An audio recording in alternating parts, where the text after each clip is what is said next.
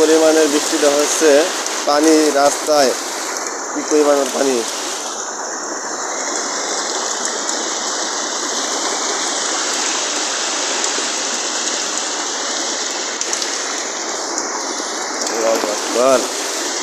রাস্তা থেকে একবারে রাস্তার সাইড দিয়ে ফুটপাতে মানুষ চলাচল করে, রাস্তার উপর থেকে পানি করা থাকে, সেটা বরাবর পানি হয়ে গেছে রাস্তা, সব পানিগুলো নামতেছে। আর সবথেকে একটা দেখার বিষয় কি, এত পরিমাণে বৃষ্টি হয়েছে, এত পানি নামতেছে, কোনো জায়গায় কোনো পানি বাঁচবে না, রাস্তায় জমাট হবে না। আর এটা বাংলাদেশ হলে তো রাস্তাঘাট অলরেডি ডুবে যাওয়ার কারণে হতো, এখানে সব পানি নামতেছে নিচের দিকে স্রোত।